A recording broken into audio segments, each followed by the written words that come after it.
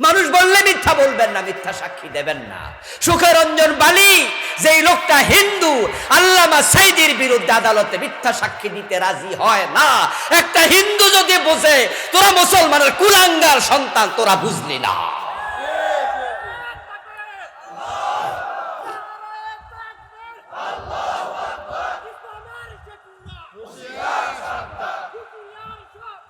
আমার ভাইয়েরা, সুখরঞ্জন বালি হুজুর শাহাদাতের খবর শুনে উনার লাশ যখন ফিরোজপুর নেওয়া হলো, সে দৌড়াইয়া আসলো, হুজুরকে দেখে, লাশ দেখে কাঁদতে থাকলো। হাইকোর্টের সামনে থেকে সুখরঞ্জন বালিকে কিডন্যাপ করা হলো, কারণ সে বলেছিল যে আমার ভাইকে সাইদি হত্যা করছে, এ মিথ্যা সাক্ষী আমি দিতে পারবো না। সেফ হোমে ওকে নিছে, নিয়ে বলছে এটা বলতে হবে। সে বলছে বলবো না, বলবো না। পরে কোর্টে নিচ্ছে, ওই দিন জেরা হবে, সে আদালতের সামনে গিয়ে বলছে আমি এটা বলতে পারবো না, এই লোক আমার ভাইকে মারে নাই, আমি কেন বলবো, পারবো না। পরে সেখান থেকে কিডন্যাপ করে ইন্ডিয়া 5 বছর নিয়ে আসছে, ওখানে জেলখানা। তুমি না আখিরাতে বিশ্বাস করো? সুখরঞ্জন বালি তো হিন্দু। কোন কারণে দোস্ত? কিছু চাকরি, কিছু টাকা, একটু সুযোগ সুবিধা, হ্যাঁ দুনিয়ায় পাবে, কিন্তু আখেরাতে যদি আল্লাহ উল্টাবে, তোমার টাকা কোনো কাজে আসবে না। এখন যারা উল্টে যাবে তাদের পরবর্তী অবস্থা কি? কোরআন মাজিদ আল্লাহ তাআলা বলছেন ইউরাফুল মুজরিমুনা বিসীমাহুম ফায়ুখাযু বিন-নাওয়াসি ওয়াল আকদাম। যে মানুষগুলো উল্টে যাবে তাদেরকে ফেরেশতারা দেখে বুঝবে সে পাপিষ্ঠ, বড় জালেম। ফেরেশতা তাকে হাসরের ময়দানে ঢুকতে দেবে না, বরং হাসরের ময়দানে প্রবেশের আগেই তার কপালের চুলে এবং তার পায়ের তলায় ফেরেশতা 2 হাত দিয়ে ধরে মেরুদণ্ডের হাড্ডিটা ভেঙ্গে ফুটবলের মতো গোল করে জাহান্নামে ফেলে দেবে। সূরা রহমানে আল্লাহ বলছে ইউরাফুল মুজরিমুনা বিসীমাহুম। এই উল্টে যাওয়া দেখে বোঝা যাবে জালেম। দুনিয়া হাজি সাহেব শাস্য, ওরে বাবা রে বাবা, এই মিথ্যুকের সাপোর্টার, মিথ্যুকের দলের কর্মী নেতা, কত বড় লম্বা দাড়ি রে বাবা। পরে 5 তারিখ 6 তারিখে দাড়ি মারি কামাইয়া নৌকা উঠছে পলাই, ঠিক না? আজীব। এই যে দরবেশ বাবা, কেন দাড়ি ছাড়তে হবে? কেন দাড়ি ছাড়তে হবে? এত নিচে কেন নামতে হবে? আল্লাহ বেজ্জতি করছে, দাড়ি কামাইয়া পড়ানোর সুযোগ আল্লাহ দেয় নাই। সেদিন ফেরেশতারা ধরবে মাথার চুলের অগ্রভাগে, নাওয়াসি নাসিয়াতুল বহুবচন, নাসিয়াত মানে কপালের চুলের আগা। ফেরেশতা এখানে ধরবে, আল্লাহ বলছে। আকদাম, কদম শব্দের বহুবচন, কদম মানে পায়ের তলা। ওই যে পা তো থাকবে উপরে, মাথা থাকবে নিচে। এক হাত দিয়ে নিচে ধরবে, আরেক হাত দিয়ে উপরে ধরবে, উল্টা করে ভেঙে ফেলবে মেরুদণ্ড, গোল বানায়। সূরা কাহফে আল্লাহ বলছে ফালা নুকিমু লাহুম ইয়াউমাল কিয়ামাতি ওয়াজনা। এবং এই মানুষগুলোর জন্য আমি কিয়ামতের দিন দাড়ি পাল্লা দাঁড় করাবো না, তাদের আমলনামা কোনো ওজন দেব না, এগুলোকে হিসাব ছাড়া জাহান্নামে ফেলে দেব। ও প্রিয় ভাইরা, যারা আপনারা আমার সামনে আছেন, আমিও জানি এখানে আমরা সবাই এক দলের লোক না। যে কথাগুলো এতক্ষণ যাদের বিরুদ্ধে বললাম, পার্সোনাল শত্রুতা না, এটা তাদের কৃতকর্ম শুনাইলাম। কারণ যারা জালেম তাদের সহযোগী যে হয় সেও জালেম হয়। আপনি যেন তাদের মতো না হন, তওবা করেন, তওবা করেন। আল্লামা সাইদি রহমতুল্লাহি আলাইহি এই 13টা বছর যদি জেলখানার বাহিরে থাকতো, মাহফিল করার সুযোগ পাইতো, উনার হাতে আরো কয়েক হাজার কাফের মুসলমান হইতো না ভাই, হইতো না? উনার প্রতিটা মাহফিলে 2 জন 4 জন 10 জন 20 জন মুসলমান হয়েছে। এই লোকটারও কেন জেলে দিতে হবে? তারে কেন মারতে হবে?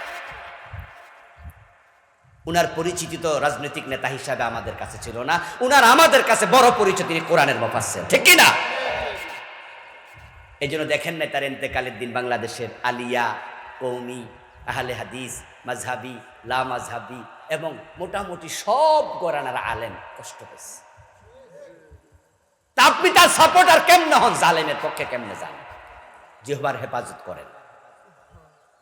এখন জিহ্বার হেফাজত আল্লাহর হাবিব শিখিয়েছেন, এটা করো। এক সাহাবী রাসূলুল্লাহর কাছে গিয়ে জিজ্ঞাসা করলেন, ইয়া রাসূলুল্লাহ মা তাখাফু আখওয়াফু আলাইয়া, হুজুর আমার জন্য সবচেয়ে বড় ক্ষতিকর কি? কে আমার সবচেয়ে বড় দুশমন? কে আমার জন্য জাহান্নামে যাওয়ার প্রধান কারণ হবে? ফাআখাযা বিলিসানি নাফসি ফাকালা হাদা। আল্লাহর হাবিব নিজের জিহ্বাটা একটু বের করলেন, তারপরে জিহ্বাটা ধরে বলেন, তোমার সবচেয়ে বড় দুশমন তোমার নিজের জিহ্বা। এই জন্য মিথ্যা বলবেন না, গীবত করবেন না। তাহলে এতক্ষণ যে আমি শেখ হাসিনার নাম নিয়ে কইলাম, গীবত হয়ে গেল না? হুজুর আপনি ওয়াজ করতেছেন গীবত করবেন না, আপনি যে গীবত করলেন তার উত্তর কি? এই জাতীয় কথা বলা হবে না, যাইতে যাইতে কিন্তু কইব হুজুরে কইছে গীবত করে না, তো হুজুরে তো শেখ হাসিনা। এই জন্য মাসলা জানতে হবে, আপনাদের মাসালা বুঝতে হবে। যারা জালেম হয়, যারা জাতির জন্য ক্ষতিকারক হয়, তাদের বিরুদ্ধে জাতিকে সজাগ করা গীবত হয় না।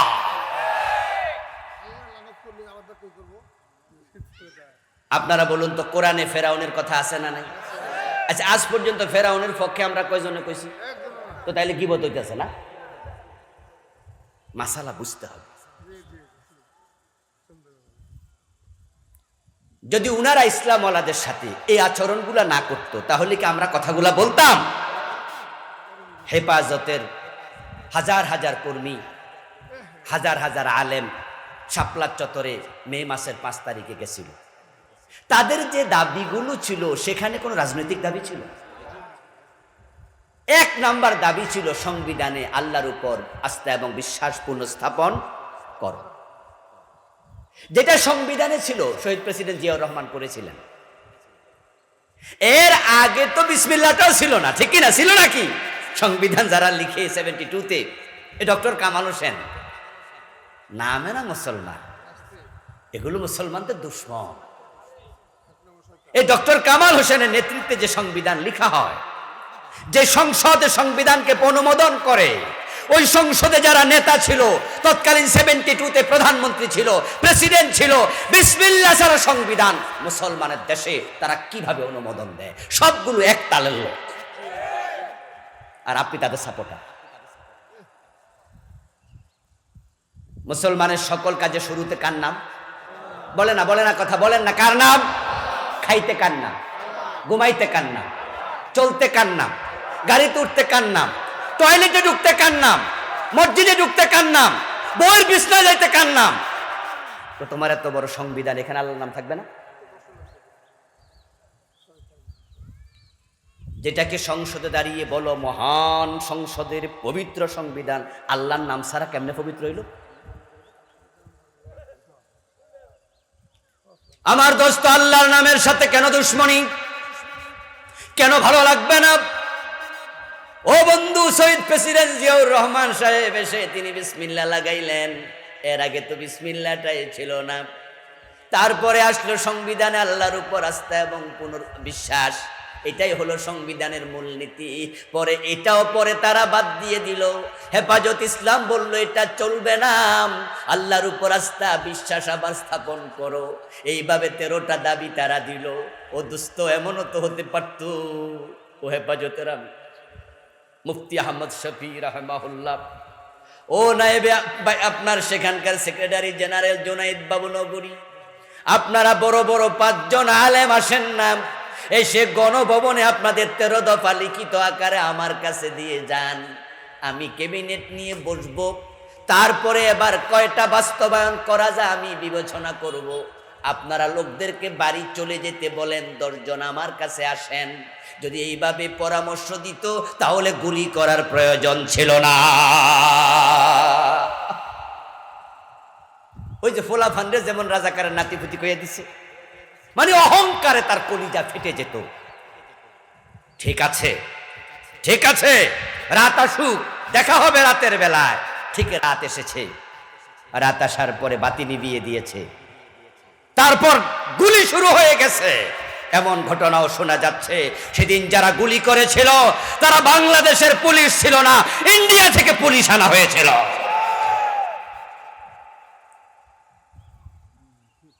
গুলি করলেন আলেমদের, ফাঁসি দিলেন আলেমদের, সাইদির মতো লোককে জেলে দিলেন। এখন আপনাদের বিরুদ্ধে এগুলা বললো বুঝি গীবত হবে, তাহলে ফেরাউনের দোষটা কি? ঠিক কিনা, ঠিক কিনা? ওই ফেরাউনও তো নবী মুসারে মারতে গেছিল। বন্ধুরা আমার, গীবত কি? গীবত হলো কারো ব্যক্তিগত দুশ্চর্চা, যেটা দেশ এবং জাতির জন্য ক্ষতিকারক নয়। বড় সাবধান। قال رسول الله صلى الله عليه وسلم الغيبة أشد من الزنا। যেই জঘন্য গুনাহটা অ্যাভেলেবেল হয় সেটা হলো গীবত।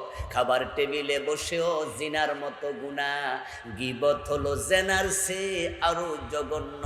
হাজি গাজী মাওলানা হুজুর সবাই আমরা গীবত মাঝে মাঝে করে ফেলি, এটা বড় জঘন্য পাপ রে ভাই। রাসূল যখন বললেন জেনার চেয়ে গীবত খারাপ, এক সাহাবী তো বুঝলেনই না, তিনি দাঁড়ায়া গেলেন, ইয়া রাসূলুল্লাহি কাইফাল গীবাতু আশাদ্দু মিনাজ জিনা। গীবত জিনার চেয়ে কেমনে খারাপ আমি বুঝলাম না। রাসূল জবাব দেন, শোনো, ইন্নার রাজুলা ইয়াজনি ফায়াতুব সুম্মা ইয়াতুবুল্লাহু আলাইহি ওয়া ইন্না সাহিবাল গীবা লা ইউগফারু লাহু হাত্তা ইয়াগফিরাহা লাহু সাহিবু। সাহাবী বলো, হুজুর জেনা তো বড় মারাত্মক জিনিস, কিন্তু গীবত তো আমরা নরমালি এটাকে হালকা মনে করি, কিন্তু আপনি বললেন জেনার চেয়ে খারাপ কেমনে? রাসূল জবাব দেন, শোনো, কোন ব্যক্তি জেনা করার পরে গোপনে তাওবা করবে, এমনও হতে পারে আল্লাহ ক্ষমাও করে দেবে গোপনে। কিন্তু তুমি যদি কারো গীবত করো, গোপনে ক্ষমা চাইয়া লাভ নাই। যার গীবত করেছো সে ক্ষমা না করলে আল্লাহ ক্ষমা করবে না। কি বিপদ না এবার! আমরা কিন্তু মাঝে মাঝে এমন কিছু লোকের পার্সোনাল বিষয় অ্যাটাক করি, গীবত করি, ওই লোকের কাছে ক্ষমা চাবো, হেরো তো খুঁজেও পাবো না, অথচ মইরা গেছে, অথবা সে এমন ভিভিআইপি, তার কন্ট্রাক্টে যাওয়ার সুযোগ আমাদের নাই। তাহলে আল্লাহর কাছে ক্ষমা চাইয়াও লাভ নাই। এ গুনাহ লইয়াই বললেন, হতে পারে একটা কবিরা গুনাহ আপনার জাহান্নামে হওয়ার জন্য যথেষ্ট। নাহা রাসূলুল্লাহ সাল্লাল্লাহু আলাইহি ওয়াসাল্লাম আনিল গীবা ওয়া ইসতিমাইল গীবা। রাসূলুল্লাহ নিষেধ করছে গীবত করো না। তারপরে এবার বলেন গীবত শুনিও না। রাতের বেলা খাইতে বসছে ইমাম সাহেব হুজুর, মসজিদের ইমাম সাহেব, মাহফিলের বড় বক্তা, মুফাসসির। যাওয়ার পর ওনার বউ বলতেছে, শুনছেননি, মহিলা মানুষরা তারা কিন্তু পারিবারিক অনেক বিষয় স্বামীদের কানে দেয়, শাশুড়ির বিরুদ্ধে ছেলের কানে দেয়, এমন বৌমা আছে না? শাশুড়ির প্রতি ছেলেকে বিরূপ করে তো মায়ের প্রতি সন্তান। শুনছেন নি আপনার মা এটা আমারে কইতে পারেনি? শুনছেন নি আপনার ভাবি আমার এটা কইছে? যখন অন্য নারী অন্য ব্যক্তির ব্যাপারে কথা শুরু হয়ে গেল, পার্সোনাল বিষয়, তখন আপনি কি বলবেন? রাসূল বলছে গীবত শুনিও না, গীবত তো করবা, এ না শুনবা না। আপনি তখন বলবেন যে ঠিক আছে, তাহলে বিষয়টা উনার সামনে বলো, উনাকে আমি ডাকি, মারে ডাকি, তোমার তো আমার মায়ের ব্যাপারে অভিযোগ, আচ্ছা ঠিক আছে আমার মাকে ডাকি। তখনই আপনার বউ বলবে না আম্মার সামনে কমো না, বলে যাহা সামনে বলার সাহস নাই তার পিছনে বলিও না, গীবত শেষ। আচ্ছা আমার ভাইয়ের বউয়ের ব্যাপার অভিযোগ, তো আমার ভাস্তির ব্যাপার অভিযোগ, আমার আপন বোন নিয়ে তুমি কথা বলছো, দ্যাটস ওকে, আমার বোনকে ডাকি। আপনার বউ বলবে না না না আফার সামনে কমো না, তাহলে চুপ থাকো, যা সামনে বলবে না তা পিছনে বলবে না। কিন্তু আমরা কি করি? আমরা এবার শুনতেছি মনোযোগ দিয়া, কারণ বউ তো আমার প্রেয়সী, আমার কাছের মানুষ, আমার মহাব্বতের একজন কলিজার টুকরা, আমার অর্ধাঙ্গিনী, উনি বলবে আমি শুনবো না, এটা কি হয়? আমি বলছি আচ্ছা আচ্ছা হয়ে গেছে গীবত শুরু। এবার আমার ছেলেটা বলে, আব্বা আম্মা ঠিক কইছে, চাচি আসলেও খারাপ। এবার আমার মাইয়া কয়, আব্বা আরো খারাপ। শয়তান কয়, একটু আগুন লাগাইছি, কেউ তেল ডালে কেউ ঘি ডালে, জ্বলুক আগুন, একসাথে সব জ্বলে যাবে। এক গীবতে বাবা মা ছেলে মেয়ে সবাই একসাথে। শয়তান হাততালি দেয়। হাজী সাহেবরে দিয়া জেনা করাইতে পারবো না, মাওলানা সাহেবরে দিয়া জেনা করাইতে পারবো না, কিন্তু ওকে দিয়ে গীবত করানো সহজ। সাবধান মুসলমান। রাসূলুল্লাহ সাল্লাল্লাহু আলাইহি ওয়াসাল্লামের কাছে মা আয়েশা একদিন হযরত সাফিয়া বিনতে হুই বিন আখতাব, ওনার সতীন রাসূলুল্লাহর আরেকজন স্ত্রী হযরত সাফিয়ার ব্যাপারে মন্তব্য করলেন, যেটা পার্সোনাল অ্যাটাক ছিল, গীবত। মা আয়েশাকে রাসূলুল্লাহ সাল্লাল্লাহু আলাইহি ওয়াসাল্লামের সামনে রাসূল যখন আসলেন, মা আয়েশা জিজ্ঞাসা করে, এতক্ষণ কোথায় ছিলেন? রাসূল বলে, কেন? এতক্ষণ সাফিয়ার ঘরে ছিলাম। তখন মা আয়েশা বলতেছে, হাসবুকা মিন সাফিয়াতা, তাহলে আপনি সাফিয়ার ঘরেই থাকতেন, এ নাইলেন কেন? স্বামী স্ত্রীর কিছু হালকা টকজল মিষ্টি আলাপ। সতীন তো, সতীনের ঘর থেকে আসছে। মা আয়েশা গড়ির দিকে হয়তো তাকাচ্ছে, গড়ি তো তরকারি ছিল না, সময়ের দিকে দেখছে, কিরে ওই ঘরে এত সময় কেন দেয়, আমার ঘরে কেন আসছে না? হয়তো রাসূলকে পাওয়ার জন্য উনি উদ্গ্রীব, তাই বলছে এতক্ষণ সাফিয়ার সাথে গল্প করছিলাম। কই যে সাফিয়া, ইশারা দিছে। হয়তো সাফিয়া একটু দেখতে খাটো ছিলেন, ইশারা দিছে, ওই ওই ওই দুরা বাটুনির লোক থাকতেন, আমার কাছে আসছেন কেন?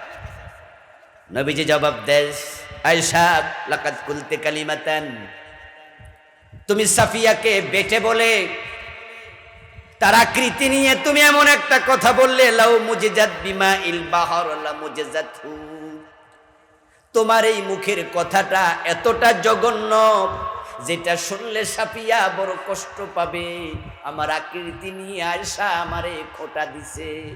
তোমার কথাটা এতটাই জঘন্য, সমুদ্রের পানিতে যদি মিশানো হয়, সমুদ্রের পানি সহ নাপাক হয়ে যাবে।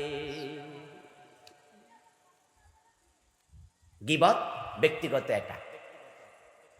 আল্লাহর হাবিব জিজ্ঞাসা করছে, তাদরুনা মাল গীবা, এ আমার সাহাবারা গীবত আসলে কি বোঝো? কালু আল্লাহু রাসূলু আলাম, সাহাবারা বলে আল্লাহ এবং রাসূল ভালো জানে গীবত কাকে বলে, আমরা জানি না ভালো। রাসূল জবাব দেয়, গীবত হচ্ছে যিকরুকা আখাকা বিমা ইয়াকরাহু, তোমার ভাইয়ের পিছনে তুমি তাকে নিয়ে এমন কথা বললে যেটা সে কষ্ট করবে। আমার পিছনে আপনি বললেন যে আবুল কালাম আজাদ হুজুর মাশাআল্লাহ ভালো ওয়াজ করে, এটা গীবত।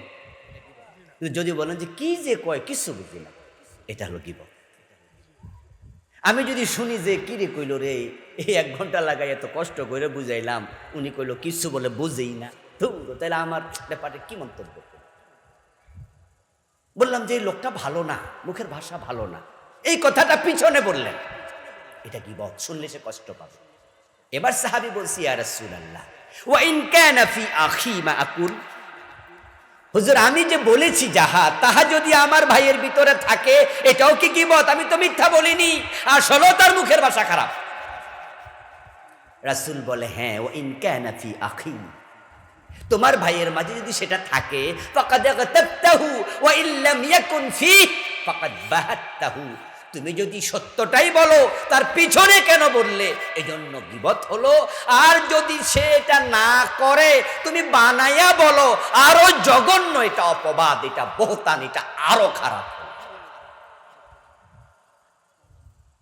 তাহলে গত 15 বছর যে সমস্ত আলেমদের বিরুদ্ধে মিথ্যা মামলাগুলো হয়েছে, এটা কি গীবত না অপবাদ? ওইটা ছোট হয়েছে না আরো বড় খারাপ হয়েছে? আরো জঘন্য, পুরা রাষ্ট্রযন্ত্র অন্যায়ের উপরে ভাসমান ছিল। মামুনুল হক ভাইকে ধইরা নিল, তারপরে মামলা দিল বউরে দিয়া। কি আসি, কি আসি, তাও কিসের মামলা? দর্শন। আচ্ছা, বউ বুঝি দর্শন করা লাগে, তো বেডি বউ হয়েছে কেন? তারা প্রশ্ন করছে, উনি যে আপনার বউ তার প্রমাণ দেন, দেখেন আপনার কাবিন নামা। আচ্ছা, আমরা যে বউ লইয়া বিভিন্ন জায়গায় যাই, কাবিন নামা লইয়া যাই, আচ্ছা, বাংলাদেশে আর দ্বিতীয় কোনো ব্যক্তি খুঁজে পাবেন যার বউ প্রমাণের জন্য কাবিননামা চাওয়া হয়েছে? তো মামুনুল হকের কি দোষ ছিল? হ্যাঁ, অপরাধ ছিল একটা। সেটা হলো যখন বস্তুগোলা ওই যে মূর্তি একটা বানাইতে চাইছিল, বিশাল জায়গা বানাইছিল, কিন্তু সব লাখ লাখ টাকা খরচ করে নাকি বিশাল বড় মূর্তি, বঙ্গবন্ধুর মূর্তি বানাইছে, এটা এনে বসাবে। উনি একটা জনসভায় বলছিলেন এখানে মূর্তি বসালে বুড়িগঙ্গায় ফেলে দেয়া হবে, মনে আছে না নাই? উনি বলছে বুড়িগঙ্গায় ফেলে দেয়। আচ্ছা, মূর্তির বিরুদ্ধে মুসলমান কথা বলবে না? মুসলমান কি মূর্তি বানাবে না ভাঙবে? ইব্রাহিম নবী ভাঙছে না বানাইছে? শাহজালাল ভাঙছে না বানাইছে? আমাদের প্রিয় নবী মুহাম্মদ 360টা মূর্তি কাবা থেকে সরাই দিয়েছে, সরাই নাই? জাল হাক্কু ওয়া যাহাকাল বাতিল ইন্নাল বাতিলা কানা যাহুকা। সত্য এসেছে, মিথ্যা থাকবে না। মুসলমান মূর্তি বানাতে আসে নাই।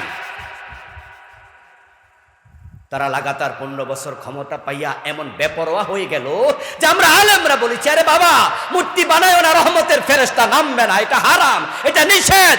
বঙ্গবন্ধুর প্রতি আমাদের অশ্রদ্ধা নাই, উনাকে আমরাও ভালোবাসি, তিনি স্বাধীনতার স্থপতি ছিলেন, কিন্তু তাই বলে মূর্তি বানাতে হবে কেন? মূর্তি তো আমার বাবারটা বানাইলে আমি তারও বিরুদ্ধে কথা বলবো, এটা আমার ঈমান। কথা কি ক্লিয়ার না? কেউ যদি আমার বাবার মূর্তি বানাতে চায়, আমরা বলবো বানান? বলবো না, এটা অসম্ভব। না না না, হুজুররা বোঝে না, হুজুররা বোঝেই না। আমরা তো মূর্তি বানাই না, আমরা বানাই ভাস্কর্য। আরে অন্দরে হাইকোর্ট দেখাইছে, নাম পাল্টাইছে, এই চাচা সুদ খান, না না সুদ খাই না, মুনাফা খাই। এখন আরবিতে খায়, আগে বাংলায় খাই। বাড়াবাড়ি রেজাল্ট ভালো হয় না, তার ফলাফল 5 তারিখে নিজের চোখে তোমরা দেখেছ। এই মরা মানুষটা এতটা বেজ্জতি এই বাংলাদেশে হোক, এটা আমরাও চাই না। এমন মূর্তি ছিল যেটার মাথায় উঠে প্রস্রাব করা হয়েছে, ঠিক না? আপনারা দেখেন না ভিডিওতে? কেন মরা মানুষটাকে বেজ্জতি হতে হবে? বাড়াবাড়ির ফল কখনোই ভালো হয় না। আমার বন্ধু, মুখের হেফাজত করুন, মিথ্যা বলবেন না। কাল রাসূলুল্লাহ সাল্লাল্লাহু আলাইহি ওয়াসাল্লাম, ইযা কাযাবাল আবদু তাবাআদানহুল মালাকু মাইলান মিন্নাতি মা জাআ বিহি। প্রিয় নবীজি বলেন, যখন আল্লাহর কোনো বান্দা মিথ্যা কথা বলে, তার মুখ থেকে এমন দুর্গন্ধ বের হয়, ওই দুর্গন্ধের কারণে তার সাথে যে রহমতের ফেরেশতা ছিল 1 মাইল দূরে চলে যায়। এবং একজন মানুষ যখন মৃত্যুক হয়ে যায়, মিথ্যা কথা বলতে থাকে, তখন ওই ব্যক্তি থেকে আল্লাহ রহমতের চাদর সরায়া নেন। রাসূল বললেন, কাবুরাত খিয়ানাতান, এটা সবচেয়ে বড় নিকৃষ্ট খেয়ানত, আনতু হাদ্দিসা রাজুলান, তুমি একজন ব্যক্তির সাথে এমন কথা বললে, ওয়া হুয়া বিকা মুসাদ্দিক ওয়া আনতা বিহি কাযিব, তুমি বলার পরে সে মনে করলো তুমি সত্য বলেছ, অথচ তুমি মিথ্যাবাদী। এর চেয়ে বড় খেয়ানত হতে পারে না। বাজারে গিয়ে দেখবেন, দোকানদার যদি 100 জন থাকে, 90 জন মিছা কথা কয়। বাংলাদেশে নাকি ব্যবসায়ীটা পুঁজি। আগে ব্যবসার পুঁজি ছিল টাকা, এখন মুক্তবাজার অর্থনীতি। এমন কিছু কোম্পানি আছে যারা মাল বিক্রি করে, মাল বানাইয়া গাড়িতে করে আনে, এনে বলে, এসার আইসা বলে মাল লাগবে, মাল লাগবে, আপনি বেচেন, বেচা টাকা দিয়ে। এগুলো কি আপনারা শুনছেন? এসার কোম্পানি আইসা টাকা দিয়ে একবার মাল দিয়ে যায়, পরে দিয়ে আগামী সপ্তাহ টাকা দিয়ে। এই জন্য মুক্তবাজার অর্থনীতিতে, প্রতিযোগিতার মার্কেটে এখন পুঁজি হলো মিছা ছাপাবাজি। যার ছাপার জোর যত বেশি, সে তত বড় ব্যবসায়ী। হ্যাঁ, বাহ, কি বুদ্ধি কয় কি জানেন হুজুর? আরে আমনে আইছেন, আপনার থেকে ব্যবসা করুন। এই ভাই, পাঞ্জাবি কত কত? হুজুর 850 টাকা দেন। আমি বললাম, বলেন কি, এইটুকু পাঞ্জাবি 850? বলো হুজুর কি যে খন, কিনে এত আছে 600, তো 200-250 টাকা ব্যবসা দিবেন। আচ্ছা যান, বাদ দেন, বাদ দেন, 600 দেন। আমি তো মনে মনে এত খুশি, যাক হুজুর হইছি, কি জিতছি। পুরা ব্যবসাতে কাইটটা দিল 250 বাদ, 600 টাকা দিলাম। গনে গনে যাওয়ার সময় বলো, হুজুর ব্যবসা করি নাই, কিন্তু দোয়া করতে হবে। আমি তো খুশি মনে দোয়া ভইরা দিলাম। যখন দোকান থেকে বের হইছি তখন তার দোকানে ছোট্ট কর্মচারী বলতেছে, চাচা এটা তো 300 টাকা দিয়ে কিনছেন, 600 কইলেন। তখন বলে, এই বেটা ব্যবসা শিখ, তোর বাবা আমার দোকানে দিয়া গেছে ব্যবসা শিখাইতে, ব্যবসা শিখ। হুজুরে 600 না কইলে তো দিত না, এজন্য এমন কোপ মারছি আর নিচে নামার কোনো সুযোগই নাই। আপনার ব্যবসা যা করেছেন সবটা হারাম, সবটা হারাম, এবং বলেছেন মিথ্যা। আপনি জঘন্য লোক, আমি আলেম মানুষ, আপনাকে বিশ্বাস করেছি। আপনি মুস্কি হাসি দিয়ে কি বললেন ভাতিজারে, ওই ছোট্ট বাচ্চারে বললেন, শোন হুজুররা একটু বেকুবি হয়, হুজুরের সোজা মানুষ তো, এজন্য 600 কইছি, 600 বিশ্বাস করছে। আমারে ভাবলেন আমি বেকুব? না রে দোস্ত, আমরা আসলে সরল হই। হাদিসে আহলুল জান্নাতে বুলহুন, জান্নাতীরা সরল প্রকৃতির হয়।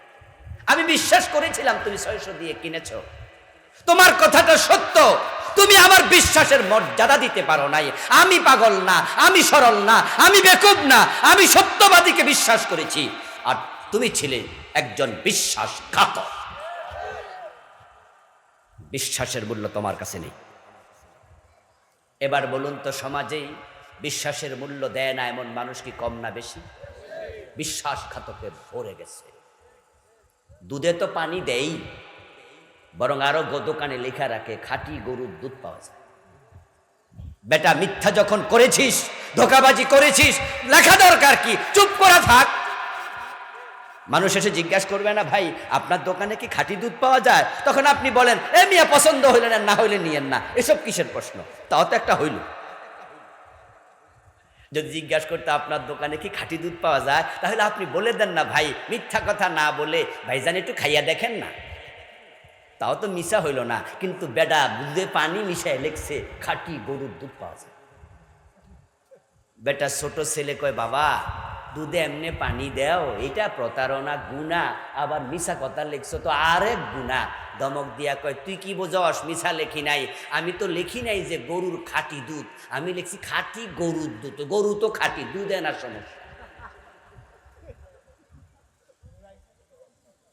আহা আহা, ছেলেকে বুঝাচ্ছ তুমি খুব চালাক, তুমি খুব চালাক। চালাকি আল্লাহর সাথে চলবে না। সবকিছু লেখার জন্য গদ্দানে ক্যামেরা আছে না নাই? ফেরেশতা আছে না নাই? রেকর্ডার আছে, একটাও বাদ যাবে না, সব লেখা হবে। কিছুক্ষণ পরে নামাজের আজান হয়ে যাবে, লম্বা কথা আর বলবো না। করবেন না ছগলখড়ি, একজনের কথা আর একজনের কাছে গিয়ে লাগাবেন না। আজকে মা বোনদেরকে বলবো, আমার পাশের প্যান্ডেলে মা বোনরা আছে, শুধুমাত্র কান কথার কারণে অনেক পরিবারে ভাঙ্গন তৈরি হয়। ভাই ভাই ভাঙ্গন, আহারে ভাই বড় ধন, রক্তের বাঁধন। পড়ে আছে, যদিও পৃথক হয় নারীর কারণ। জানি না কে কবিতা লিখেছে, কথা কিন্তু অসত্য নয়। আপন ভাই ভাই দ্বন্দ্ব হয়ে যায় শুধুমাত্র একটা নতুন মেয়ে ঘরে এসেছে, ওই ভাবির কারণে, বউয়ের কারণে। মায়ের বুক থেকে সন্তান কেড়ে নিয়ে যাও। ও মা, ও বোন, তোমাকে বলছি শোনো, তুমি নববধূ, তোমার স্বামীকে তুমি আলাদা একবারে নিয়ে থাকতে চাও ভিন্ন ঘরে, মায়ের বুক থেকে কেড়ে নিও না তার মায়ের কলিজার টুকরা সন্তানকে। যদি তাই করো, অপেক্ষা করো, তোমার সন্তানকে আরেকজনের মেয়ে তোমার বুক থেকে কেড়ে নেবে। কামা তাদিনু তুদান, আরবি প্রবাদ, যেমন কর্ম তেমন ফল। লাগাবে তুমি আম গাছ, এই গাছে জাম ধরবে ভাবো কেমনে? যাহা করিবে তাহাই পাবে। ভাই থেকে বোন কেড়ে নিও না, ভাইয়ে ভাইয়ে দ্বন্দ্ব লাগিয়ে দিও না, স্বামী স্ত্রীতে গন্ডগোল লাগাইও না। পুরুষদের মাঝে অনেকের স্বভাব আছে, গন্ডগোল লাগাইয়া মুস্কি মুস্কি হাসে, যা লাগাই দিছি। এই কাজটা কি মানুষের না শয়তানের? শয়তানের কাজ। আসুন না আমরা নিজের জবান হেফাজত করি, বুঝে শুনে কথা বলি, কাজকে পরিচ্ছন্ন করি। আল্লাহ তাআলা সে তৌফিক আমাদের দান করুন, বলি আমিন।